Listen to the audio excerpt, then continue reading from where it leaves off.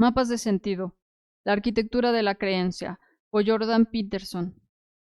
Precis.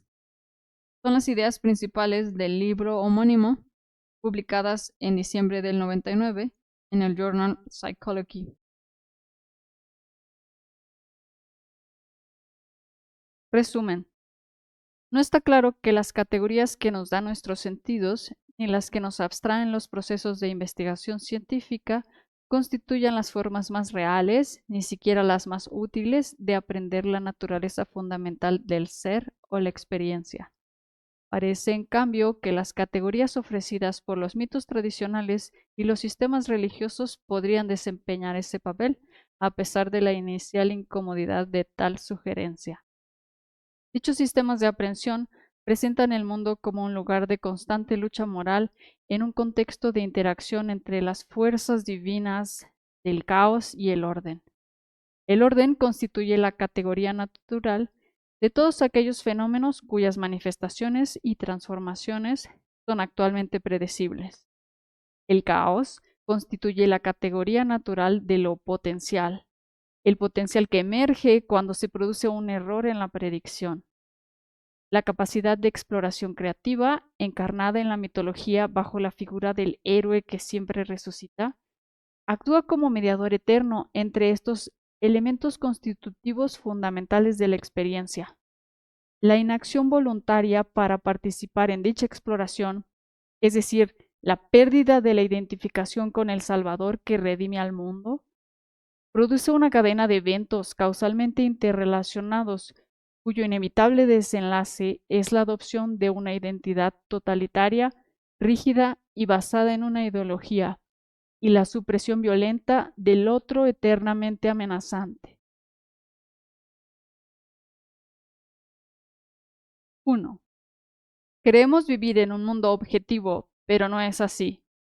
El mundo objetivo es algo que nos ha sido concebido recientemente, absurdamente reciente, desde la perspectiva de la biología evolutiva, por los procesos científicos que han operado a lo largo de 5 siglos. O quizás, para ser justos con los griegos, durante los últimos 30 siglos. Esto no significa que el mundo objetivo no sea real, aunque las teorías sobre la naturaleza estén en constante cambio. Lo que sí significa es que el entorno de los seres humanos bien podría considerarse espiritual además de material. 2. Por supuesto, es prácticamente imposible, e incluso prohibido, al menos implícitamente, usar términos como espiritual en una discusión científica seria. ¿Cómo podría ser que la realidad sea espiritual y no material, dado el abrumador éxito práctico de las ciencias experimentales? 3. Quizás haya 2 respuestas a esta pregunta. La primera se refiere a nuestra capacidad de categorizar.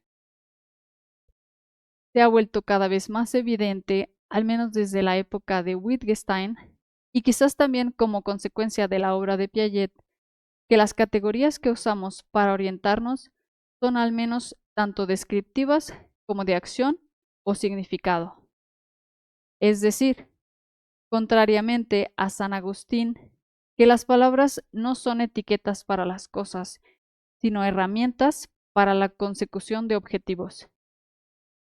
Dado que no está claro con precisión dónde termina el objeto y dónde empieza la categoría, quizás incluso aquellas cosas que percibimos naturalmente como cosas podrían considerarse mejor como herramientas para la consecución de objetivos, como entidades absolutas en sí mismas.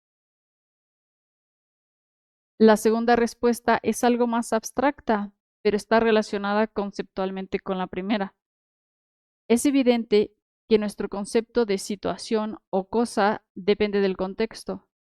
Lo que analizamos del extremadamente complejo entorno que se nos presenta es siempre solo un subconjunto limitado de ese entorno.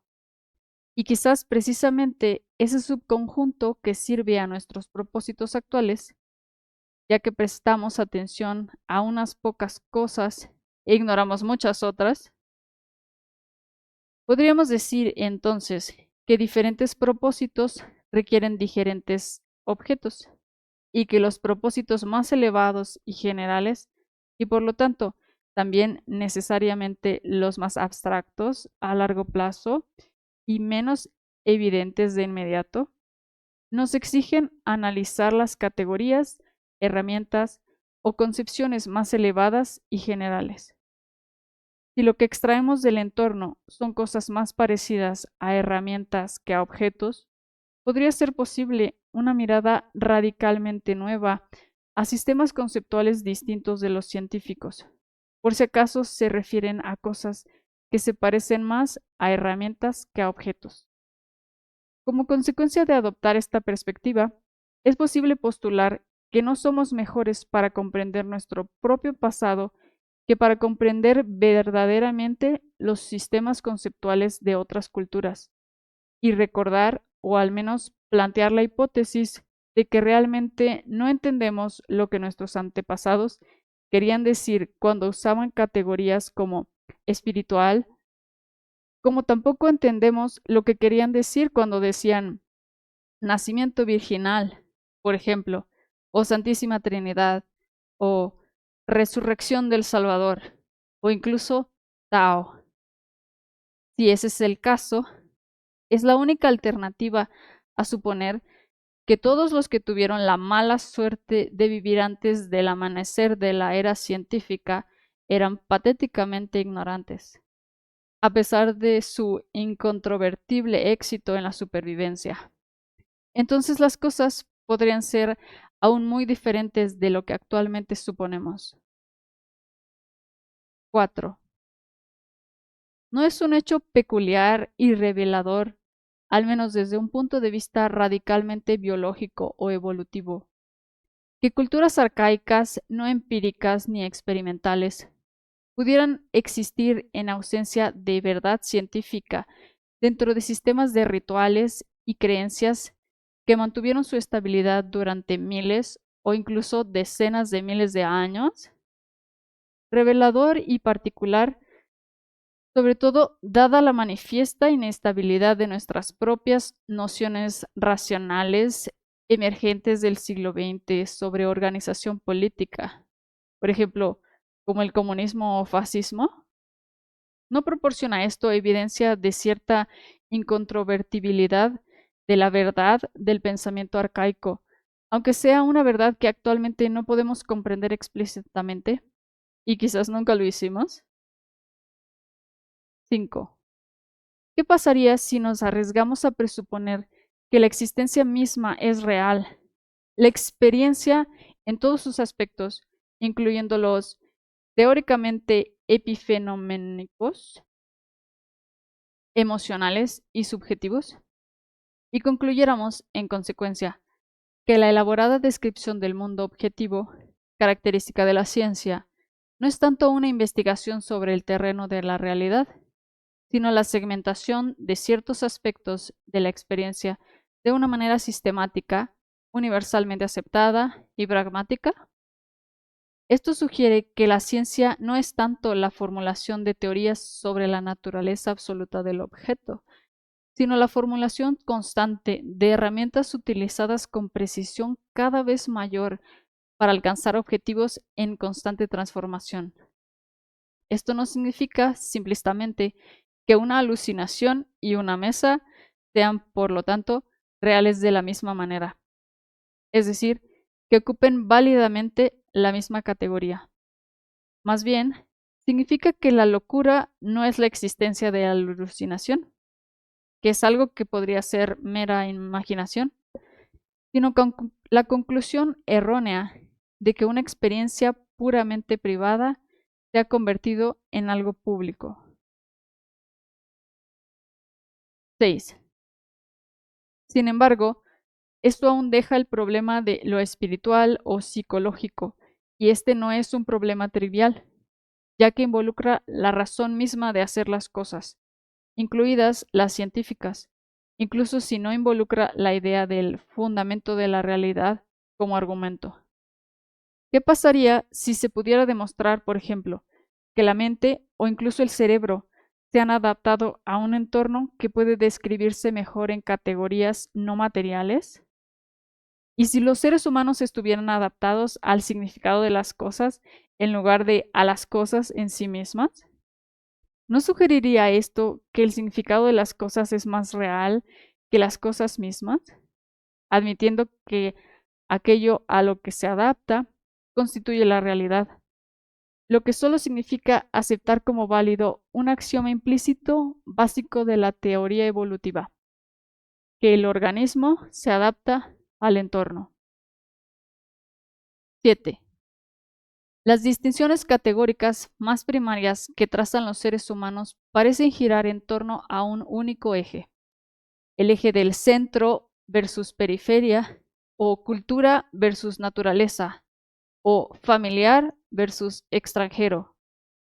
Si esto es cierto, uno podría preguntarse lógicamente, ¿qué es exactamente centro, cultura y familiar? ¿O periferia, naturaleza y extranjero? Y todo lo que existe puede subdividirse en estas dos categorías, que por necesidad deben ser muy complejas para encapsular tanta realidad en dominios tan pequeños e indiferenciados. Es la respuesta a esta difícil pregunta la que nos permite afirmar radicalmente que vivimos en un mundo que es más fundamentalmente espiritual que material. 8. Parece ser, en primer lugar, que el cerebro humano ha desarrollado dos sistemas especializados de adaptación a gran escala, véase Goldberg, Podell y Lovell, para una noción paralela. El primero de ellos, que nos esforzamos con todas nuestras fuerzas por mantener activado, opera cuando estamos en nuestro territorio. En nuestro territorio nos sentimos seguros. Amigos y parientes están allí. Nuestra posición en la jerarquía de dominancia de los primates allí, aunque quizás no sea necesariamente óptima, al menos nos resulta familiar. Nuestras batallas por la posición se han librado y decidido, aunque no se hayan ganado, y no nos sentimos amenazados por cada movimiento que hacemos, ni por cada movimiento del otro. Sabemos qué hacer en nuestro territorio y, por lo tanto, podríamos decir que la cultura es donde sabemos cómo ser. Pero, ¿dónde estás cuando sabes dónde estar? 9. El segundo sistema especializado de adaptación opera cuando desconocemos nuestra situación. Nos esforzamos con todas nuestras fuerzas por mantener este sistema inactivo, inhibido. La mayoría de nosotros tenemos la fortuna de no haber experimentado nunca su plena activación, al menos no en nuestra memoria. Nunca nos han sacado de la cama a mitad de la noche enemigos mortales empeñados en destruirnos. Nunca nos hemos encontrado ante los terrores depredadores del bosque primigenio, sin la protección de nuestro entorno cultural. Como mucho, excepto quizás cuando experimentamos la muerte de un ser querido, sufrimos ansiedad y dolor en lugar de terror y desesperación.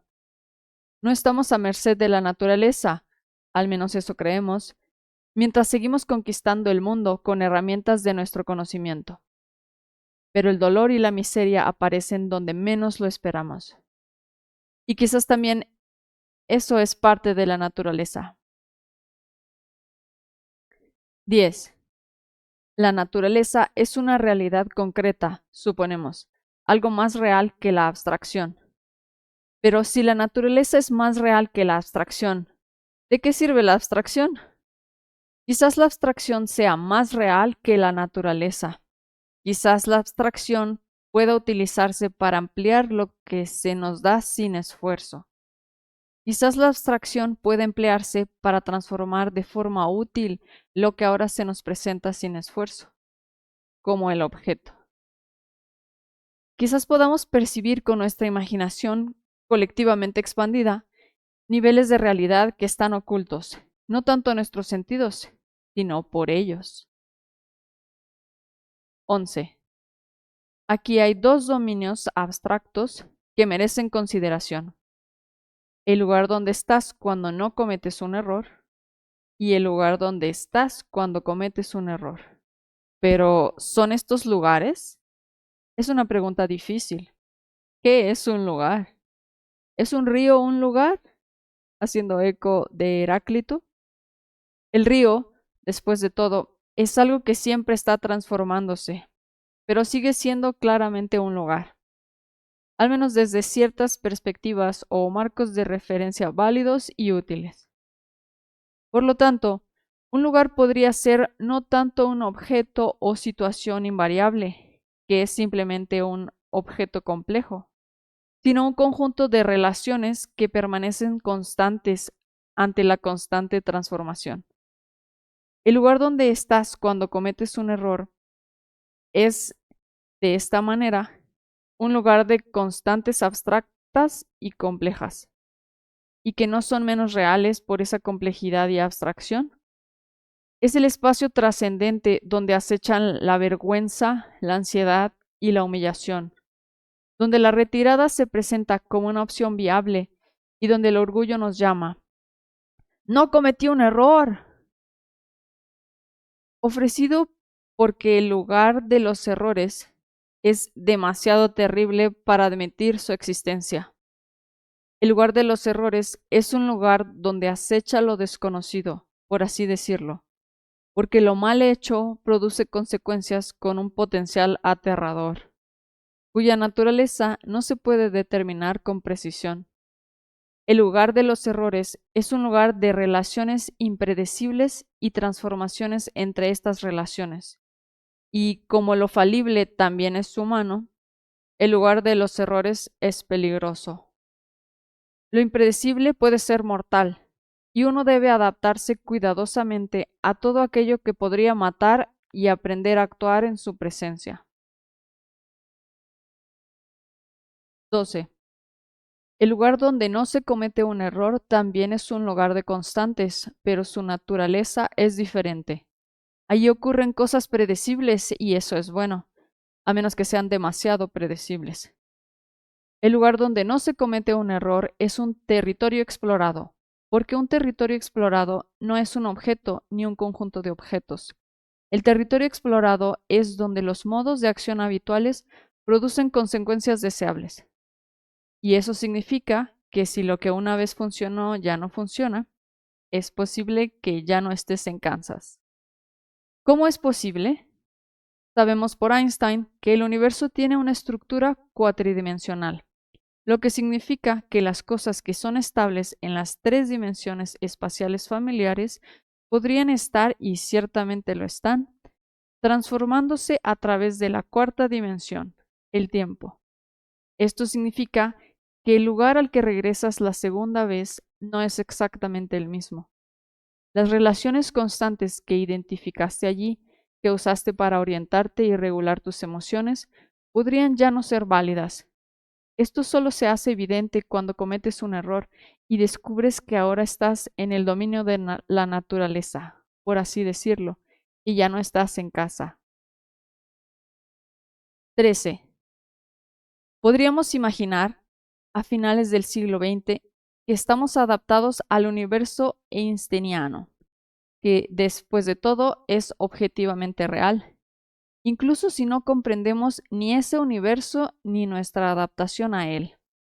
En consecuencia, podríamos detectar cuándo el paso del tiempo ha invadido, por desgracia, nuestras presuposiciones previas y arraigadas, que son tanto las categorías que solemos usar para simplificar y comprender el mundo, como los patrones de acción que empleamos habitualmente para lograr lo que deseamos. Por lo tanto, se podría plantear la hipótesis, desde esa perspectiva filosófica, de que la ansiedad constituye precisamente ese mecanismo de detección. La ansiedad es aquello que dice algo está pasando, pero también aquello que no dice con precisión qué es lo que está pasando. Quizás igual que un detector de movimiento retiniano podría decir, respecto al movimiento en la periferia no foveal, por favor, presten atención, pero no explica exactamente por qué. También se podría postular que la naturaleza, en su forma abstracta, podría considerarse más razonablemente como el flujo que invalida nuestras presuposiciones. Esto convertiría a la naturaleza, en el caso específico, en la jungla nocturna, pero de forma más general y por lo tanto más real, en el lugar donde nos encontramos instantáneamente cuando lo que antes hacíamos ya no funciona. Esto convertiría a la cultura en aquello que se opone a la naturaleza, como el lugar donde se sostiene nuestro conocimiento, en parte porque es el lugar establecido para garantizar su perdurabilidad. El lugar definido por el contrato social que regula implícita o explícitamente la interacción interpersonal, de modo que las fuerzas de lo desconocido permanezcan encapsuladas de forma segura o atrapadas bajo tierra. 14. Nos fijamos una meta en nuestra imaginación como el objetivo de un juego. Analizamos el mundo de modo que aquellos objetos y procesos aparentemente irrelevantes para alcanzar el objetivo se eliminan de nuestra consideración. Simplificamos nuestro mundo al dominio de las herramientas relevantes con cada presuposición y acción. Actuamos según nuestro modelo y nos acercamos a la meta. Al comprometernos a transformar el presente en el futuro deseado, mientras trabajamos para alcanzar la meta, observamos las consecuencias de nuestras acciones y las evaluamos. ¿Es lo que producimos en el curso de nuestro comportamiento algo acorde con nuestro deseo expreso? Si es así, entonces nos encontramos en territorio explorado, donde las cosas se manifiestan de acuerdo con nuestros deseos.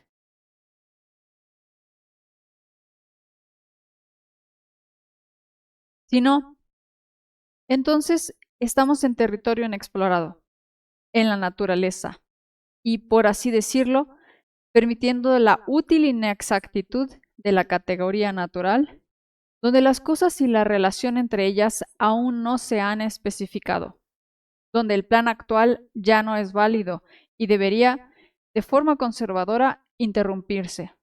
En tales circunstancias, nos detenemos y retrocedemos, en cuyo caso hemos categorizado implícitamente el nuevo territorio como algo que es mejor evitar apresuradamente por alguien tan vulnerable como yo. O bien, hacemos una pausa, exploramos y como consecuencia generamos nueva información. Se trata esencialmente de una explicación pragmática y cibernética, despojada de sus atavíos dramáticos y metafóricos, que surge una y otra vez fuera de la psicología. Weiner, von Bertalanffy, y dentro de ella, en diversas variantes que van desde los preceptos psicoanalíticos de Alfred Adler, pasando por la neuropsicología soviética de Luria, Sokolov, Vinogradova, hasta las teorías experimentales con animales de Jeffrey Gray y la compleja psicología social de Carver y Scheyer. Construimos un objetivo abstracto, actuamos para transformar nuestro estado actual en ese futuro deseado y nos detenemos, sentimos ansiedad y exploramos o nos retiramos cuando nuestros planes no presentan el mundo como deseamos que sea. Dado que este proceso parece tan fundamental y se aplica no solo a los seres humanos, sino también a los animales e incluso a las máquinas que deben regular su propia producción. Parece razonable analizar en detalle el mundo que engendra y considerarlo como entorno. 15. Se podría decir que este entorno es la realidad espiritual, ya que no es precisamente objetivo, y también a falta de una palabra mejor, y además que consta de dos lugares y un proceso. El primer lugar es territorio explorado, que puede definirse de forma más prototípica como lo conocido, que es donde te encuentras cuando lo que haces funciona. Esto significa que lo conocido es 1. El lugar donde tu conceptualización actual del presente se basa en presuposiciones válidas con respecto a la circunstancia actual según toda la evidencia relevante. Es decir, según la evidencia proporcionada por las consecuencias de los patrones de acción que conforman tu plan actual. 2. El lugar donde los medios para obtener un fin dado son apropiados, lo que significa que te llevan a donde quieres estar. Y 3. El lugar del deseo realista, que significa el lugar donde un futuro potencial dado bien podría realizarse, dada la posición de partida actual y los planes operativos actuales. 16. El segundo lugar es territorio inexplorado, que es donde te encuentras cuando lo que haces no funciona, porque funcional es precisamente lo que significa explorado, y su ausencia significa inexplorado, incluso cuando previamente era familiar. Este último lugar puede definirse de forma más prototípica como lo desconocido. Lo desconocido es tanto el espacio que surge cuando falla un medio, es decir, cuando la ejecución de un plan produce un fin que no se predice ni se desea, como más radicalmente el espacio que surge cuando las conceptualizaciones actuales del presente y el futuro, es decir, los fines y no simplemente los medios para fines específicos, deben ser descartadas y reconstituidas con dolor y ansiedad para que la estabilidad emocional y el mantenimiento de la esperanza continúen.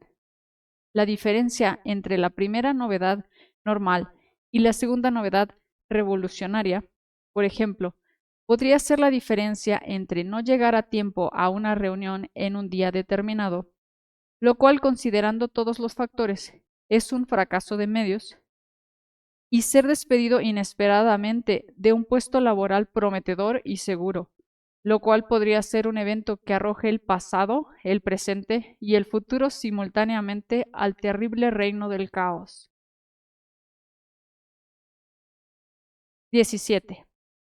El proceso finalmente es el acto de mediar entre la cultura y la naturaleza, lo desconocido y lo desconocido.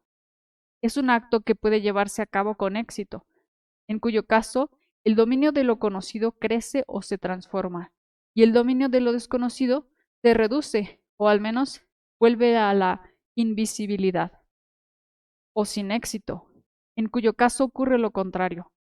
El dominio de lo conocido gana terreno, ya que el error permanece sin rectificar, y la estructura de la cultura se reduce o se vuelve más inestable. El proceso podría definirse como conciencia para quienes tienen inclinaciones científicas, ya que la conciencia es, al menos en parte, la facultad que se centra en la novedad y la transforma en conocimiento, o incluso en sabiduría, además de ser la capacidad relacionada de encapsular lo extraño en la red del lenguaje y comunicar esa encapsulación. Pero también es cierto que este proceso es espíritu, ya que el espíritu es un principio activo, dinámico y vivo, en lugar de algo fijo y estático.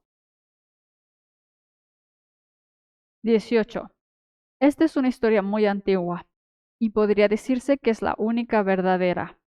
El cosmos es orden contra caos, y la tendencia exploratoria expansiva del hombre es el intermediario entre estos dos grandes y eternos dominios.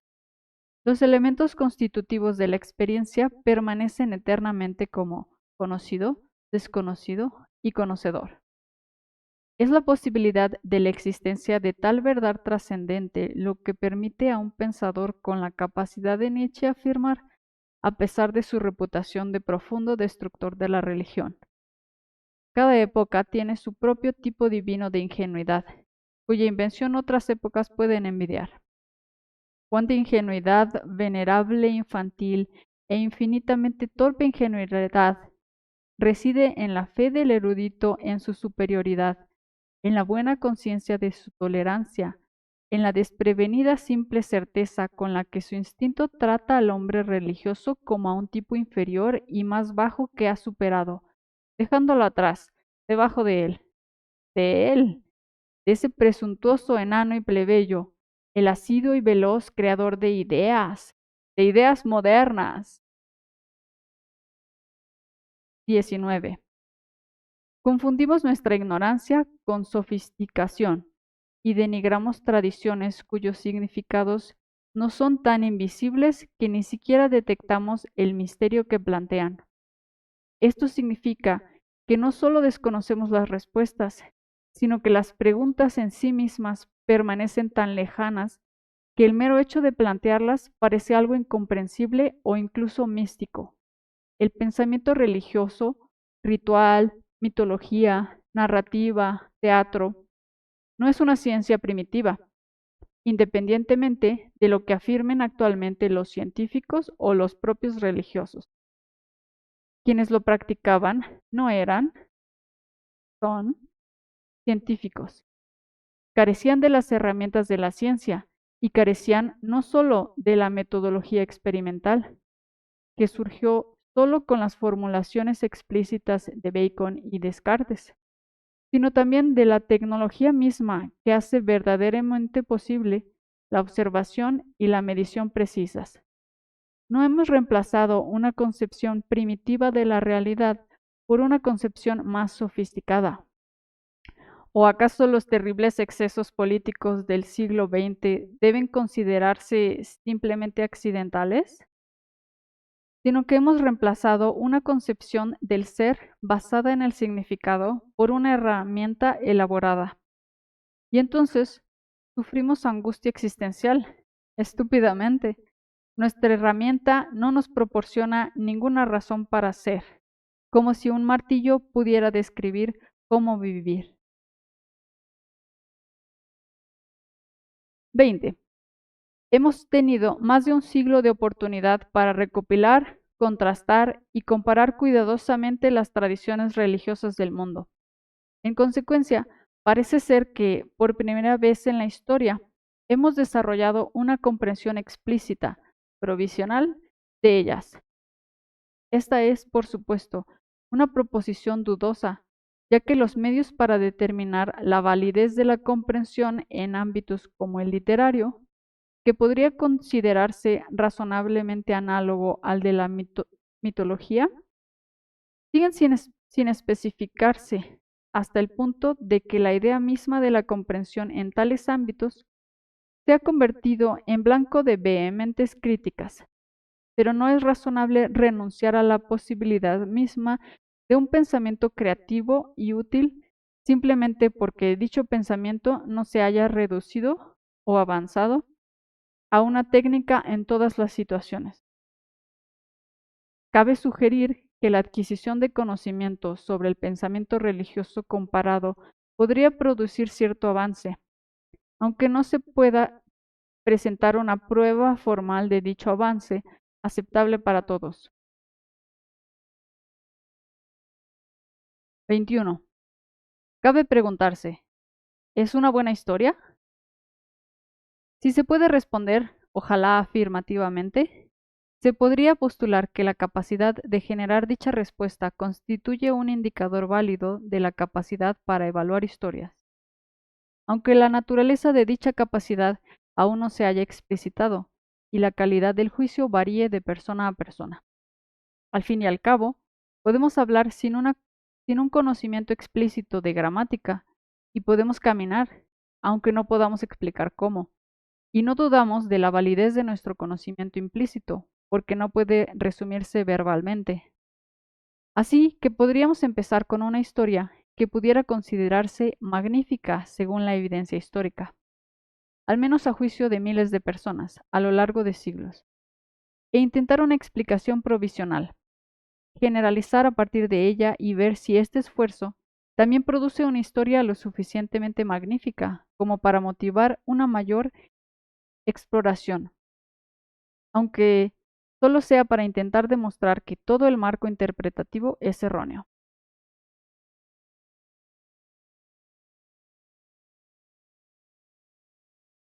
(22) La historia completa más antigua e indudablemente grandiosa que poseemos es el mito sumerio de la creación, el Enuma Elish. No es fácil de hacer que esta historia atraiga la imaginación moderna, ya que los individuos modernos carecen de los rituales implícitos y las presuposiciones metafísicas de los sumerios, que rodearon y apoyaron el Enuma Elish y le dieron vida. Quizás podríamos sustituir esta falta de cultura implícita por un conocimiento más explícito sobre las categorías naturales de la mitología, y así extraer de la narrativa sumeria algo que aún parezca significativo. Podríamos entonces aplicar el mismo conocimiento a una breve secuencia de mitos históricamente importantes y ver si ese proceso de aplicación no solo resulta significativo, sino que realmente revela un conocimiento revelador, o al menos útil y difícil de obtener de forma fácil u obvia por cualquier otro método. 23. El Enuma Elish comienza presentando una gran serpiente tónica, Tiamat, que es femenina, la que los dio a luz a todos. Tiamat habita en las profundidades informes con su esposo y consorte Apsu, unidos en un abrazo eterno e indiferenciado.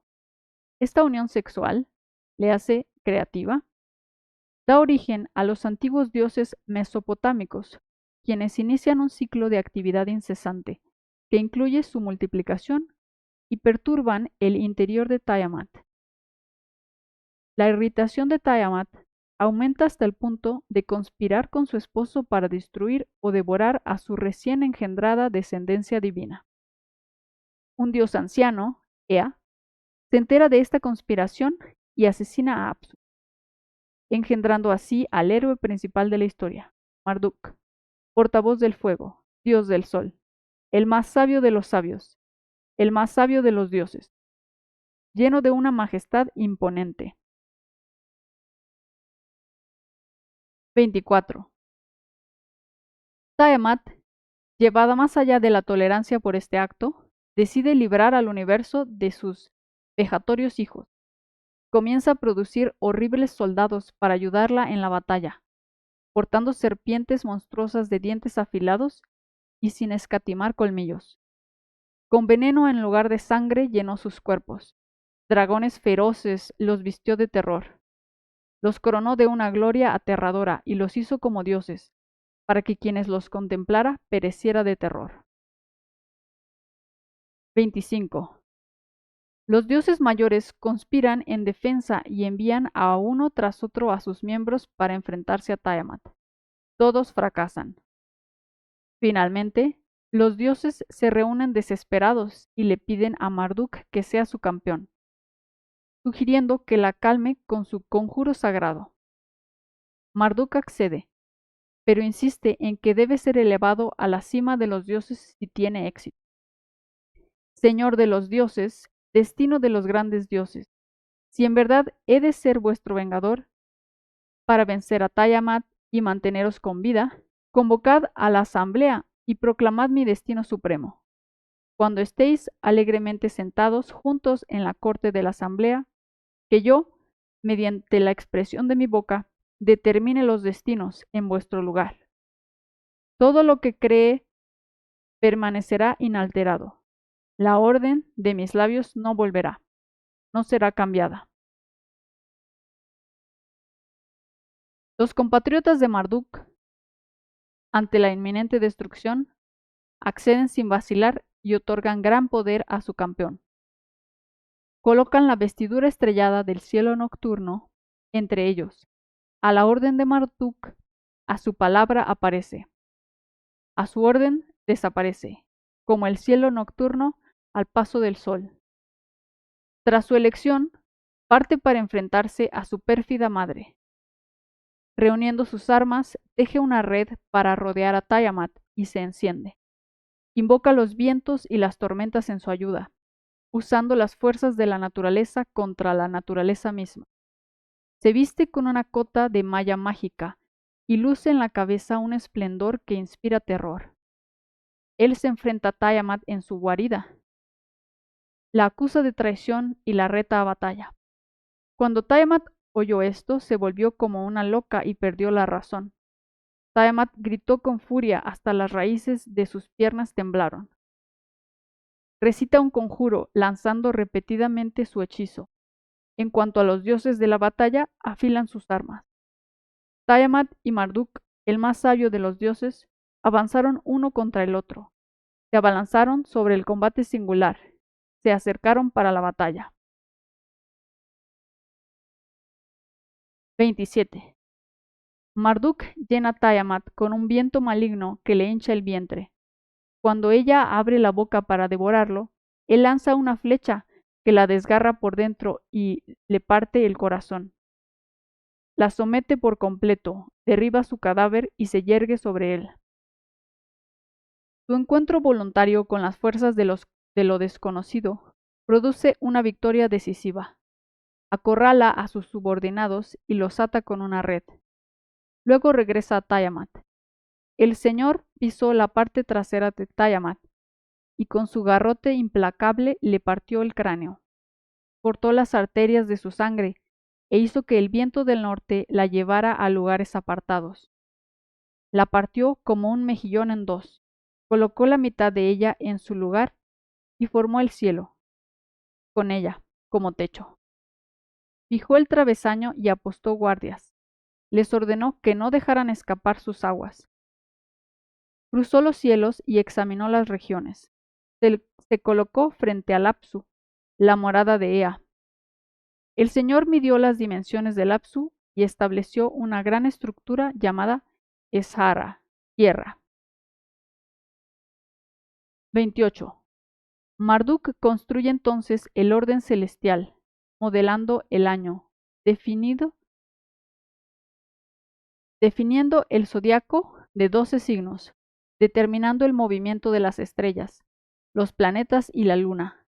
Finalmente, se digna crear al hombre, para que sobre él se impongan los servicios de los dioses, para que puedan descansar.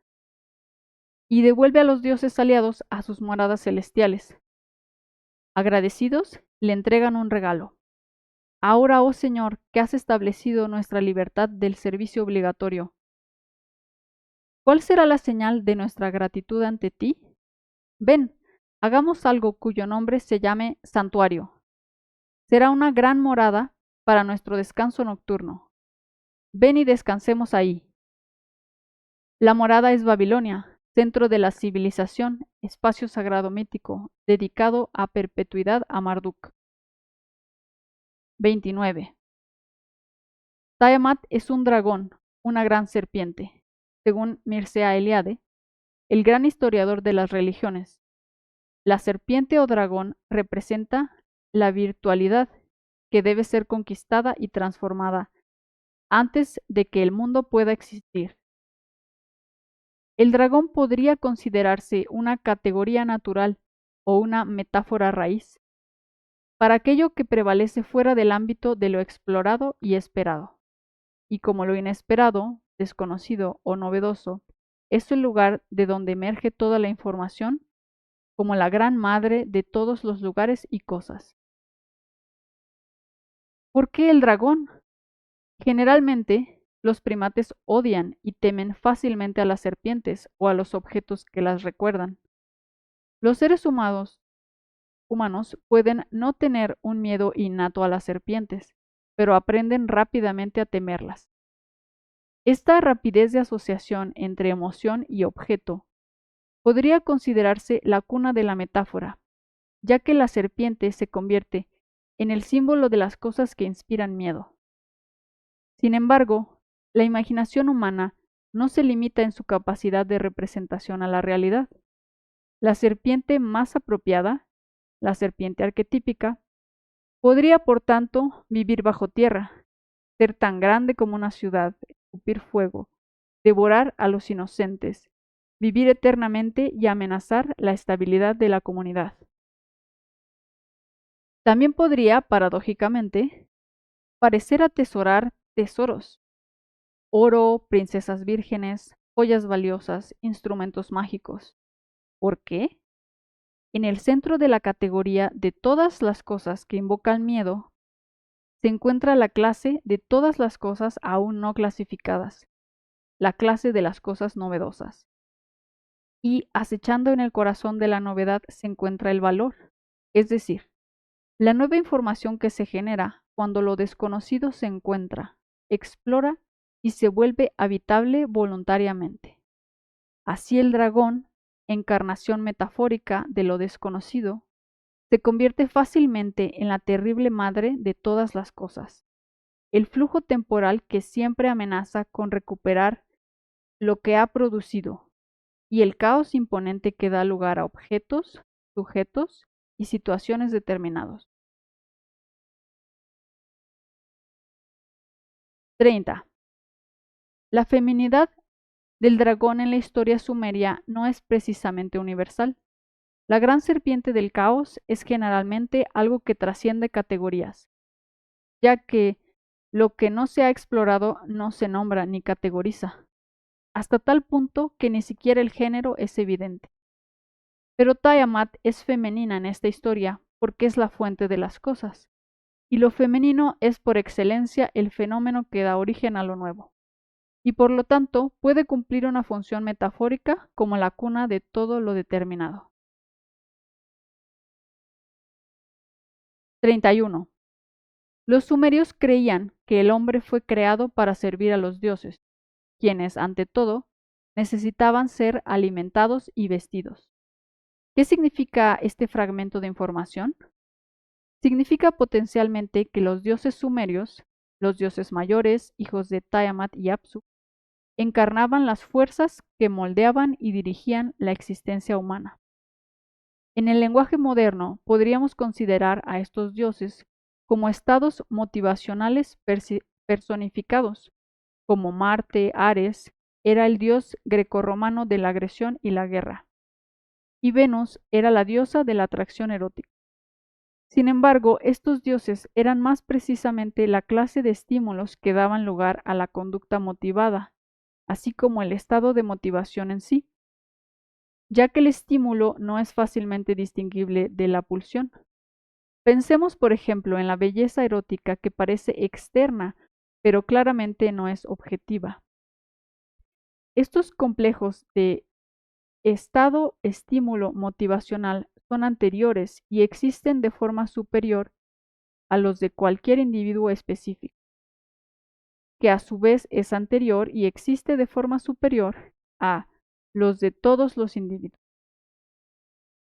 La sed de sangre, el hambre, la atracción sexual, el terror y la sed se conceptualizan razonablemente como fuerzas transpersonales, con una historia de desarrollo más larga que la de nuestros precursores mamíferos e incluso reptiles, ya que los orígenes de nuestros impulsos motivacionales se pierden en una prehistoria evolutiva de millones de años. 32. La unión sexual creativa de las deidades más fundamentales, Tiamat y Apsu, da origen a figuras menos primordiales pero aún transhumanas, los dioses mesopotámicos mayores. Pero, ¿qué hay de Apsu? El propio Enuma Elish aporta muy poca información sobre su naturaleza. Sabemos que es la contraparte masculina del caos reptiliano y tónico que origina todas las cosas y amenaza con arrebatárselas. Solo el análisis comparativo y un fragmento de la trama del Enuma Elish arrojan luz sobre su naturaleza. No se desata el infierno para los dioses mayores hasta que Ea asesina a Apsu por descuido. La contraparte masculina de la deidad femenina del origen, es decir, la contraparte masculina del caos generativo, de la naturaleza o lo desconocido, es la cultura, la estructura conocida y patriarcal. Esto es resultado del patrón innato de ordenamiento social basado en la masculinidad que compartimos no solo con otras culturas humanas, sino también con los chimpancés, nuestros parientes biológicos más cercanos. Cuando nuestras jerarquías de dominación se desestructuran y los sistemas patriarcales que nos protegen y oprimen son violados, el caos del que nos protegen reaparece y amenaza con devorarnos. 33. Ninguno de los dioses antiguos prevalece contra Tiamat, quien derrota a todos los contendientes. Esta subtrama puede considerarse un conocimiento implícito por parte de los sumerios en relación con la insuficiencia del instinto básico. La filosofía de las pulsiones, en la terminología de Nietzsche, no es lo suficientemente compleja como para resolver todos los problemas. La constante reaparición del caos de lo desconocido plantea un desafío que ni el instinto ni el hábito pueden resolver con fiabilidad. Por lo tanto, no es hasta la aparición de Marduk, quien nace inmediatamente después de la muerte de Apsu, cuando el nacimiento del héroe que podría regenerar la estructura cultural dañada constituye un acontecimiento que podría desearse con devoción. Que la esperanza en la continuidad del cosmos parece justificada. Sabemos que Marduk, aunque un dios nacido tardíamente, es alguien extraordinario, alguien categóricamente equivalente a la luz, al resurgimiento del sol matutino de la aterradora oscuridad de la noche, alguien identificado con la sofisticación tecnológica, el dominio del fuego y la habilidad lingüística, la capacidad para el conjuro sagrado que disipa lo destructivo.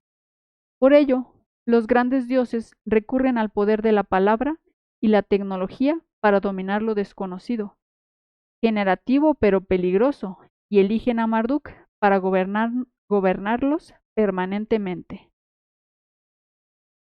34. Marduk se enfrenta voluntariamente a Tiamat, la gran dragona, y la divide en dos mitades, creando el mundo a partir de sus fragmentos.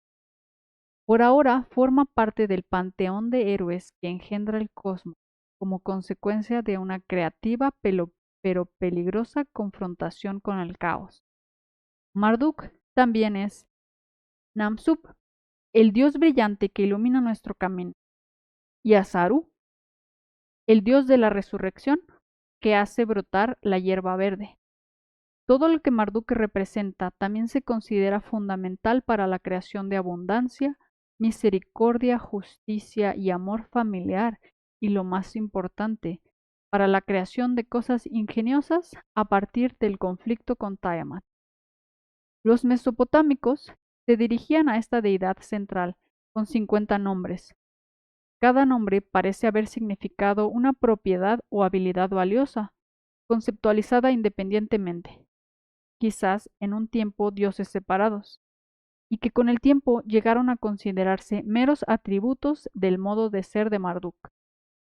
Parece evidente que la atribución de estos 50 nombres de Marduk es paralela al movimiento hacia el monoteísmo descrito en el propio Enuma Elish, con todos los dioses organizándose voluntariamente bajo el dominio de Marduk, que se produjo en la sociedad mesopotámica a nivel humano histórico. Pero, ¿qué significa exactamente este último proceso histórico y humano?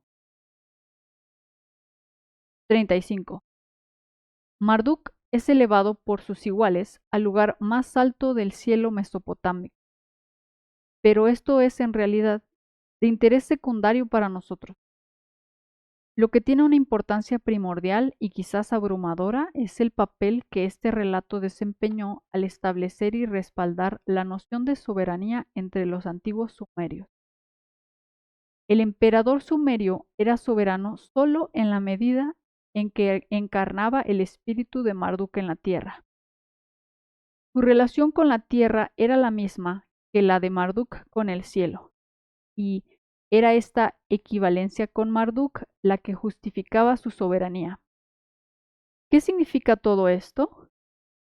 Esto significa que los sumerios lograron capturar en sus imágenes y narrativas de soberanía la gran idea, aún insuficientemente comprendida, de que el proceso de exploración creativa, el proceso que genera orden a partir del caos, es algo a lo que deben subordinarse todas las demás consideraciones, ya sean instintivas, como en el caso de los dioses mayores, o interpersonales, como en el ordenamiento de la sociedad mesopotámica bajo la guía y el gobierno del emperador.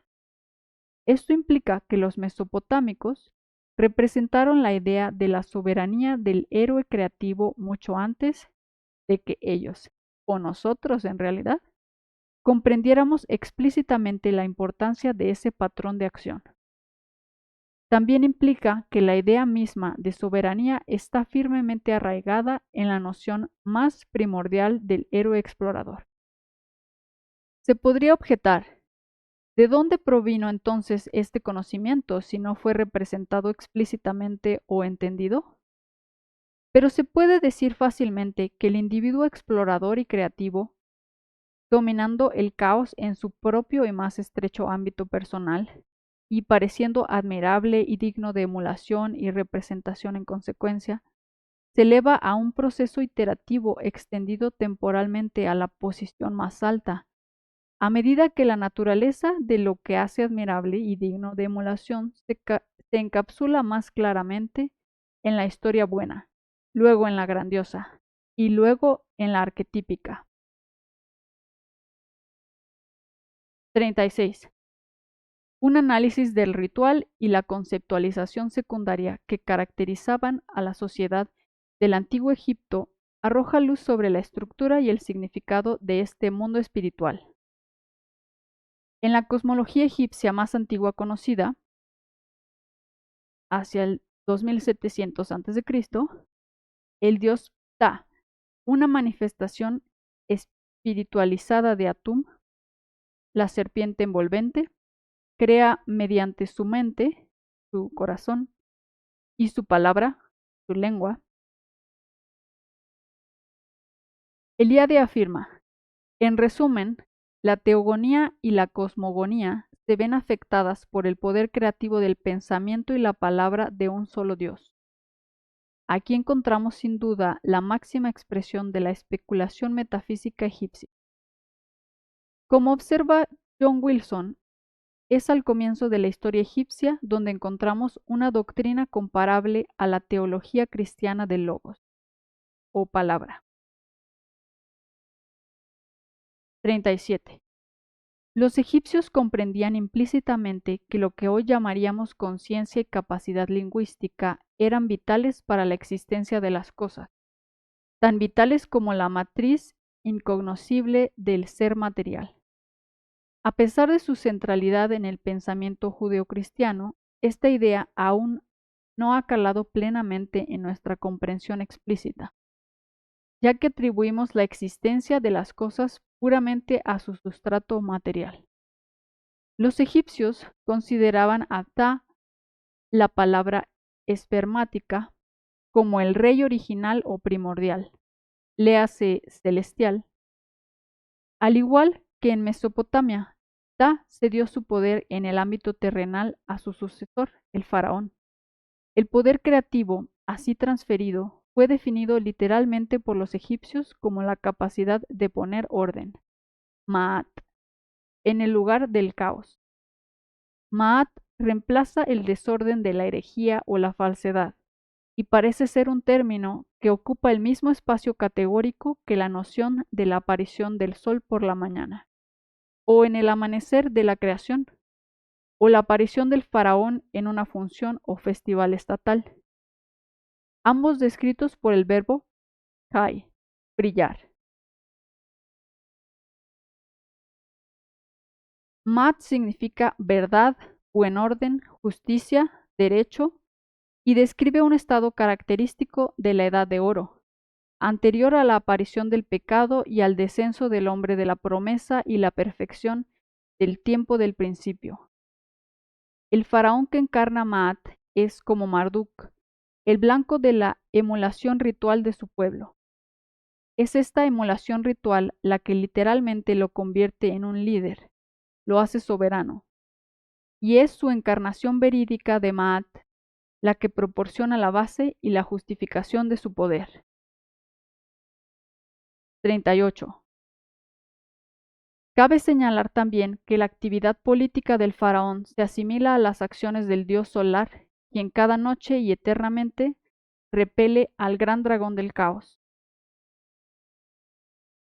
Este es un hecho cuya importancia central difícilmente puede sobreestimarse. El faraón protege las fronteras de su tierra de los bárbaros externos, quienes son percibidos directamente como, no secundariamente definidos como, equivalentes al caos precósmico.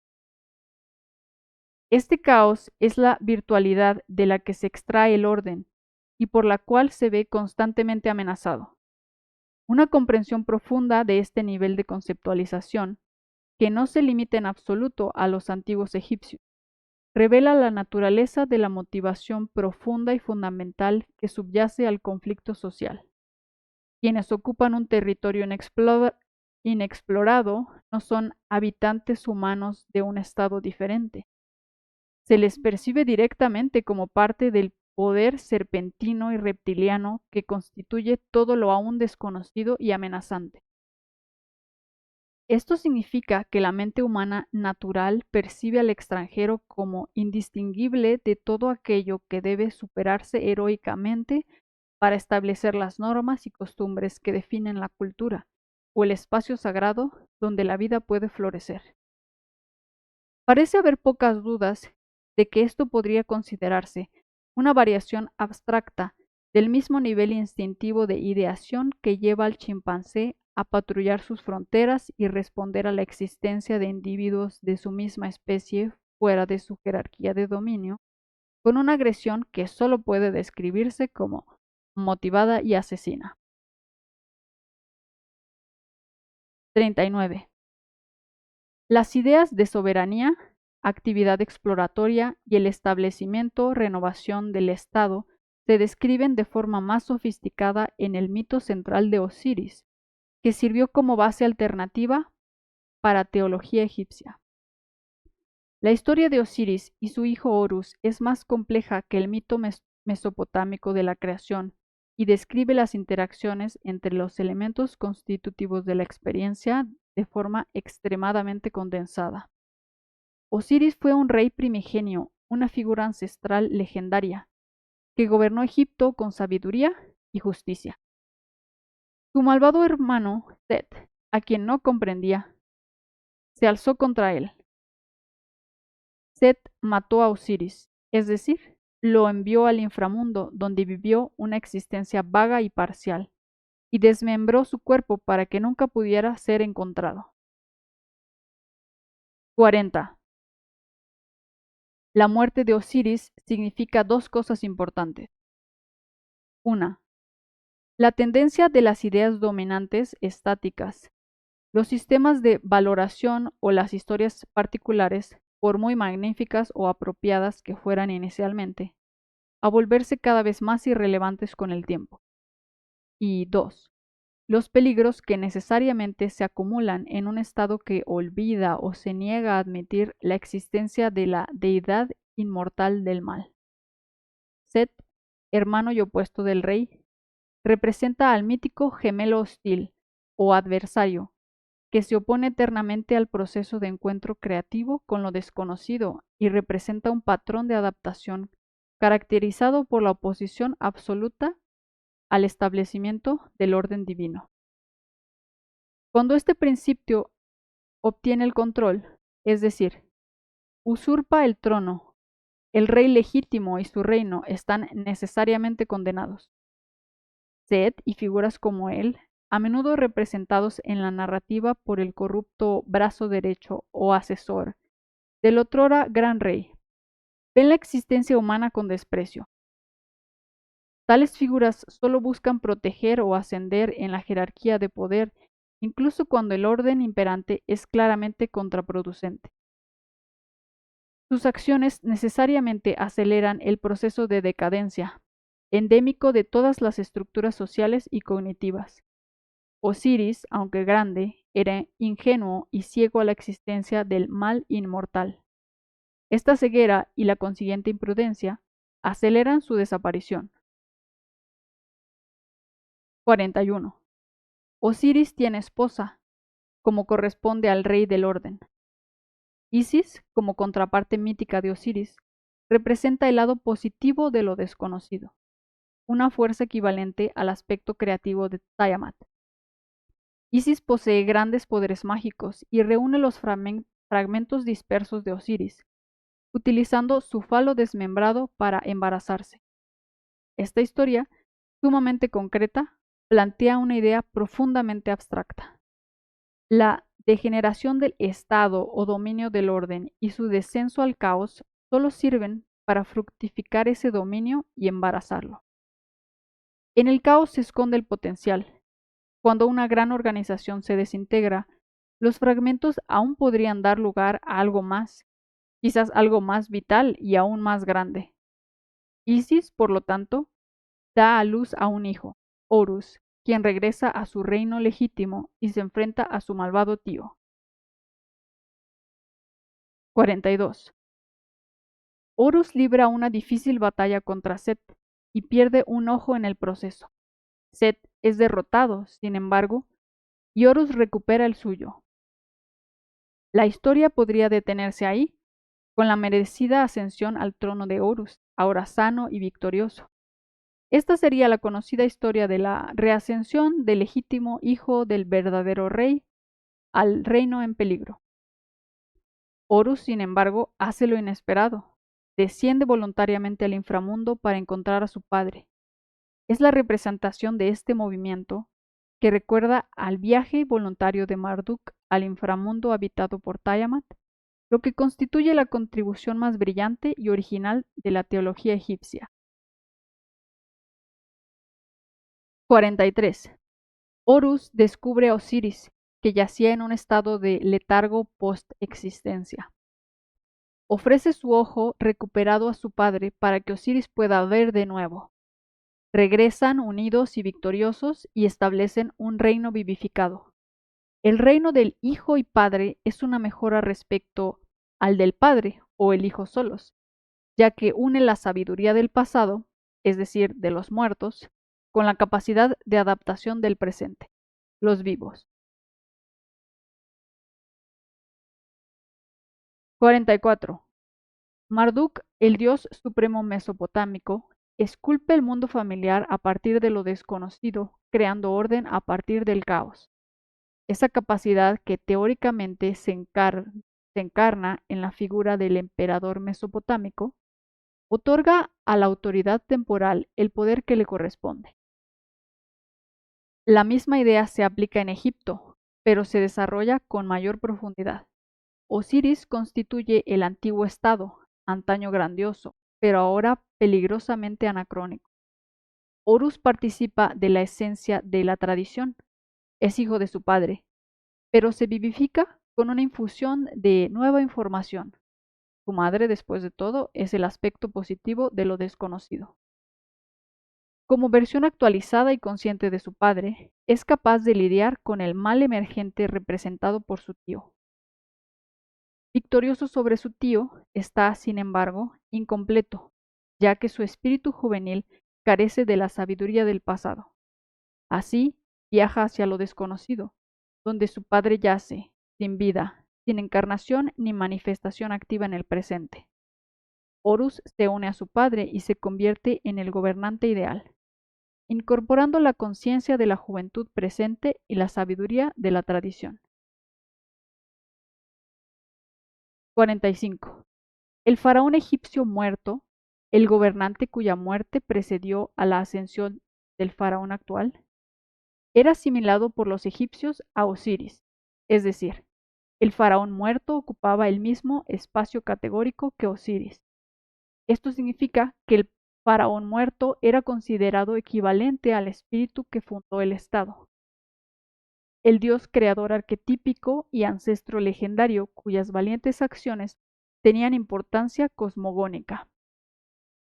El gobernante actual, cuyo poder dependía en gran medida de las tradiciones de sus predecesores, modificadas cuando era necesario, era considerado equivalente a Horus y a Ra, el dios del sol. El faraón gobernante era, por lo tanto, el poder que generaba orden a partir del caos, como Ra, y el poder que rejuvenecía el orden, una vez que éste había degenerado en un autoritarismo irreflexivo o en una tradición demasiado rígida y ciega. Además, el faraón era el rejuvenecido Osiris, quien era el faraón muerto, por lo que era tradición, vista. La sofisticación de esta idea de liderazgo respetable poder creativo, poder regenerativo y tradición revivida, no puede considerarse sino notable.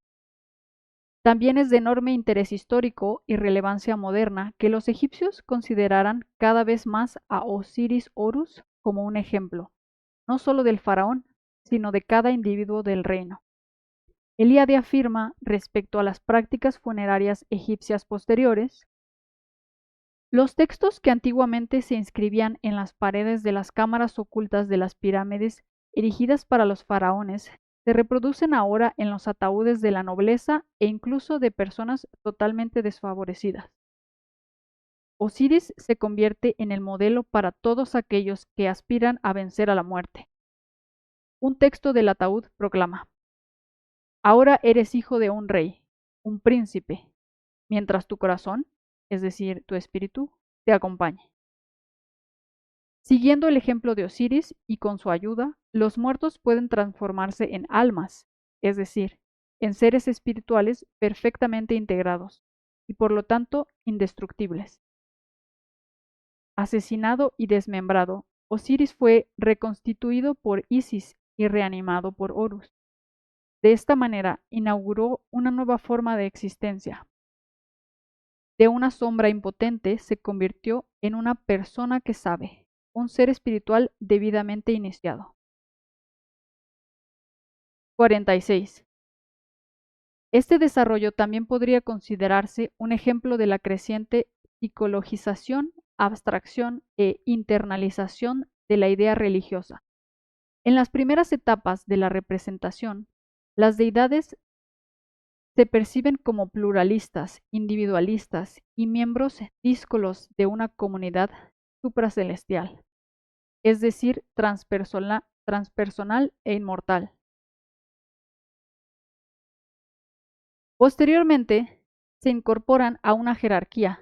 A medida que la cultura se integra más, se vuelve más segura de la valoración relativa y la virtud moral, y un único Dios con una multitud de características relacionadas llega a predominar.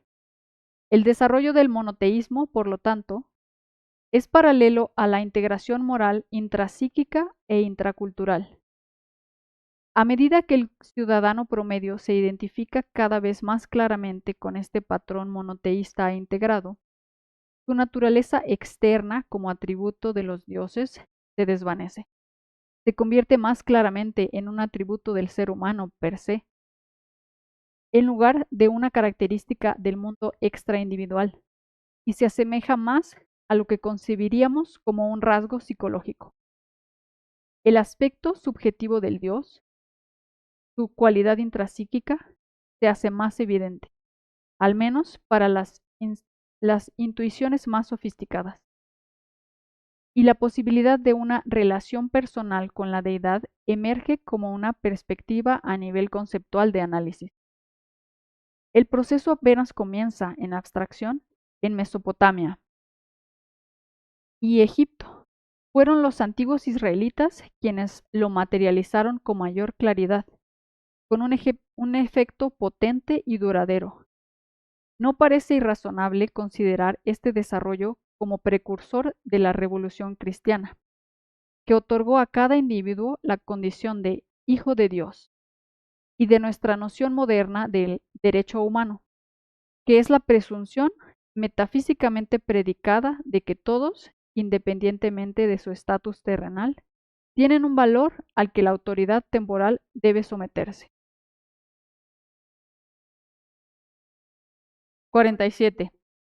El faraón egipcio, al igual que el rey mesopotámico, sirvió como encarnación material del proceso que separa el orden del caos.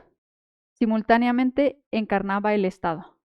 Finalmente, el faraón rey era el rejuvenecedor de su propio padre.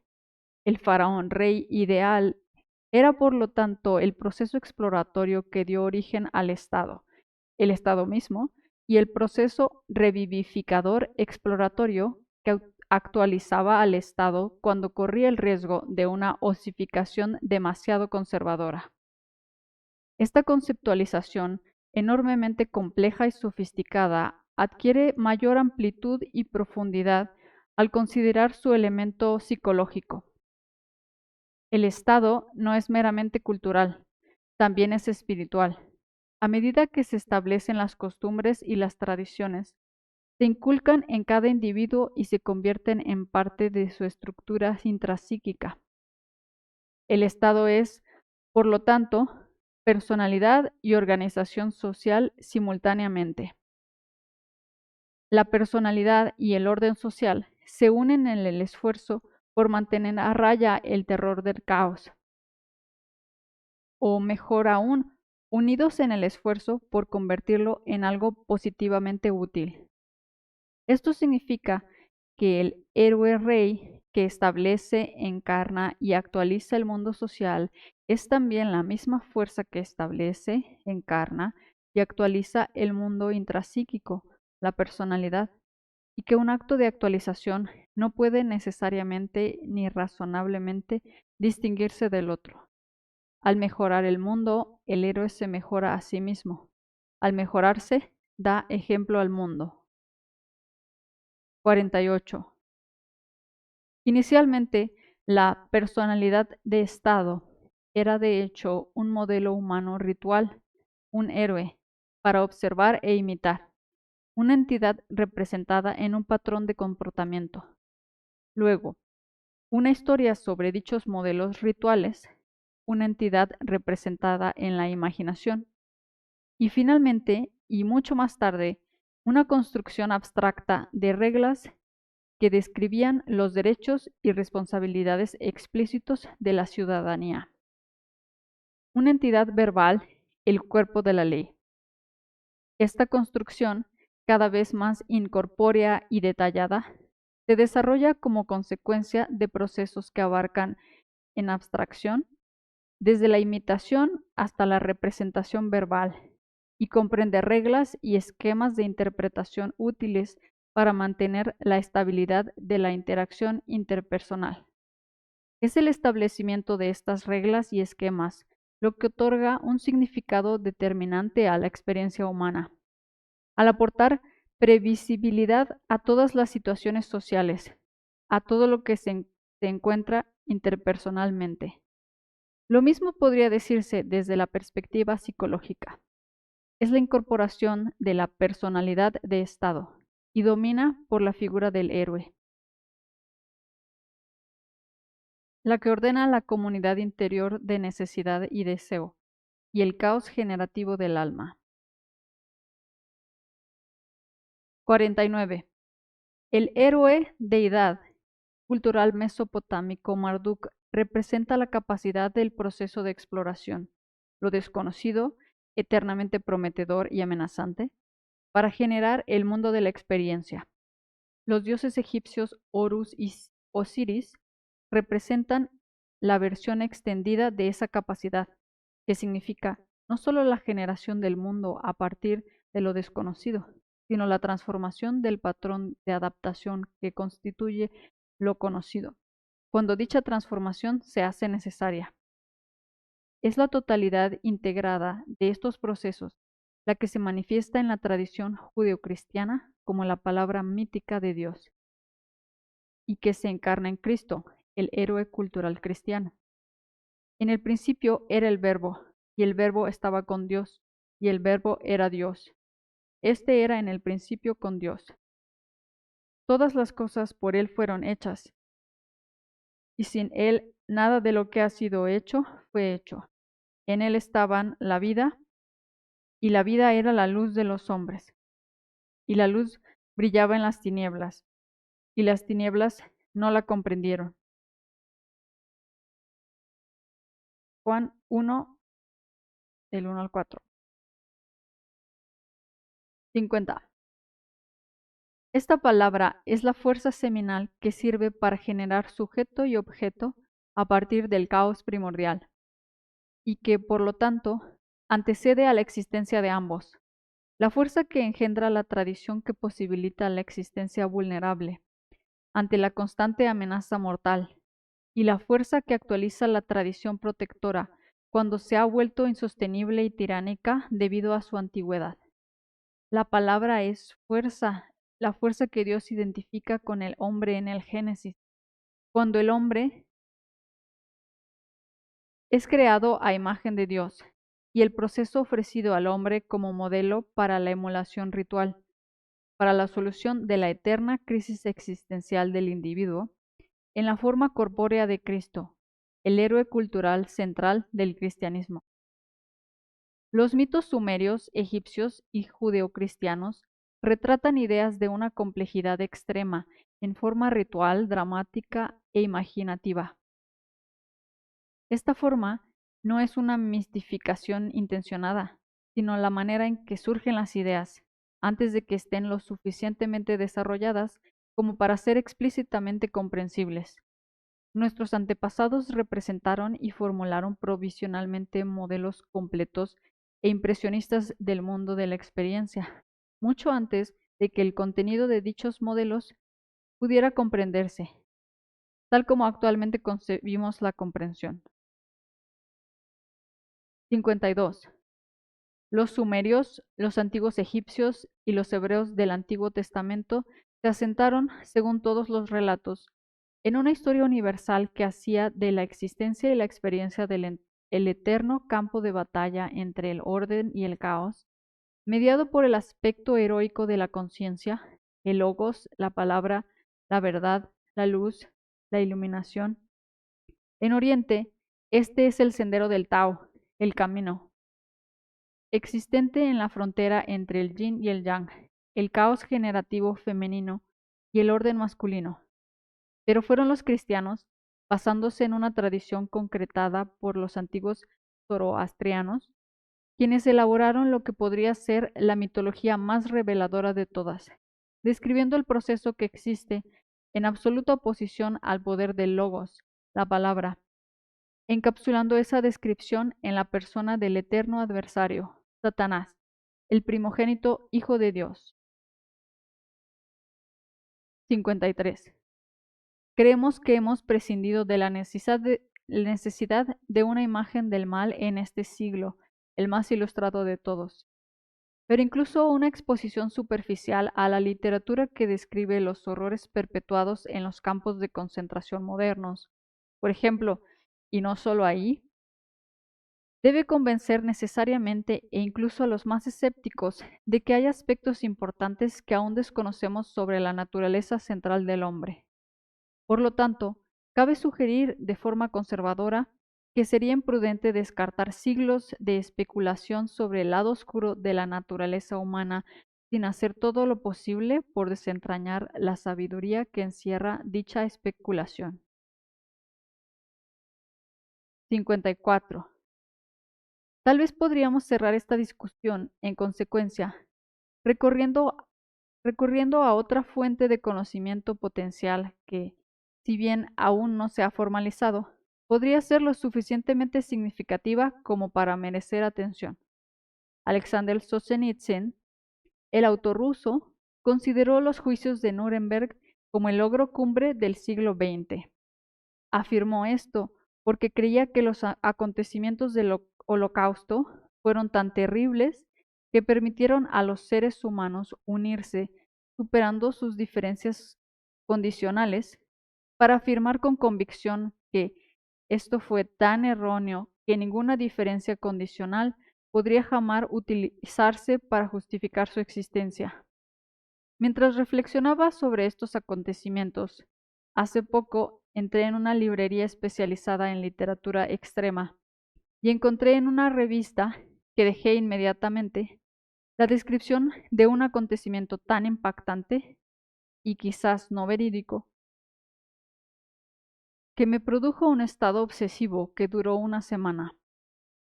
El libro describía una película realizada por los invasores japoneses de China durante las etapas iniciales de la Segunda Guerra Mundial, que documentaba experimentos médicos realizados con prisioneros de guerra chinos. En uno de ellos, una mujer china fue encadenada al aire libre, bajo temperaturas bajo cero, a un dispositivo similar a un cepo que le mantenía los brazos extendidos frente a ella, paralelos al suelo, rodeados por un dispositivo de contención que se ajustaba a la parte superior de sus brazos. El experimentador médico vertió agua helada sobre sus brazos extendidos hasta que se congelaron y luego la llevó al laboratorio para luego verter agua caliente sobre sus extremidades congeladas, y luego repitió el procedimiento hasta que, ante los ojos horrorizados de la víctima, su piel se desprendió y pudo ser arrancada de ambos brazos, dejándolos desnudos, sin vida, inútiles y absolutamente aterradores de aprender.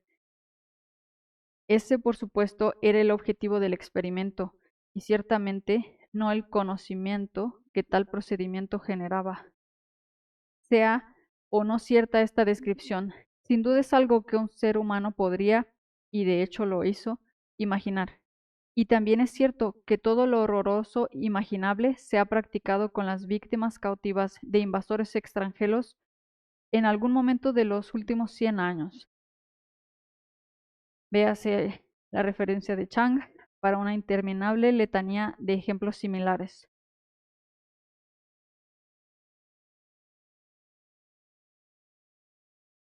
55.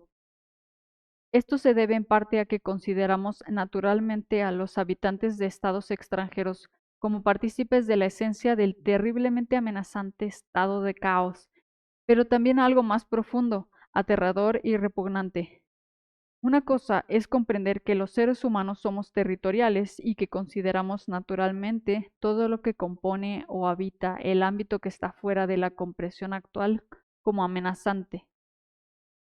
Porque lo que entendemos regula nuestras emociones, porque todo lo que no entendemos, incluido el otro extranjero, amenaza esa regulación. Otra cosa es comprender que los seres humanos perseguirán la destrucción y la tortura del otro extranjero hasta el punto de que dicha búsqueda en sí misma pone en peligro la estabilidad y la previsibilidad de todo lo que teóricamente aprecia el perseguidor. Esto es realmente desconcertante. ¿Por qué un individuo arriesgaría el mismo terreno que pisa solo para asegurar el sufrimiento de otro? Ciertamente existe evidencia documentada de este tipo de comportamiento. 56. Parece claro que tanto los nazis como los estalinistas, por ejemplo, estaban motivados por el deseo de consolidar y expandir el territorio, tanto psicológico como material, que sus respectivas ideologías dominaban.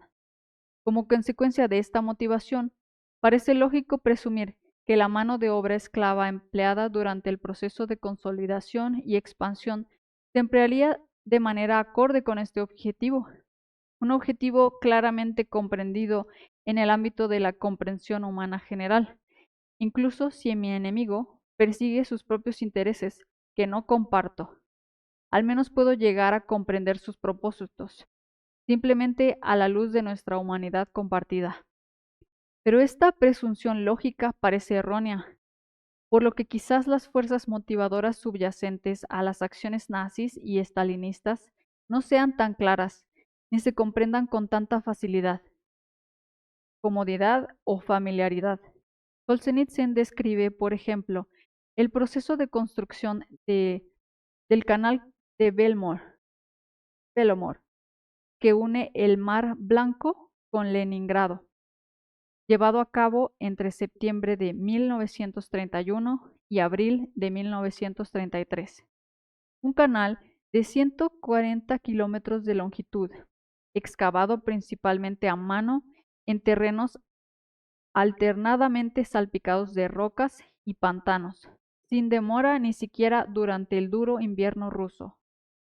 Según las estimaciones de Solzhenitsyn, 100.000 trabajadores perecieron el primer invierno y 250.000 murieron en total.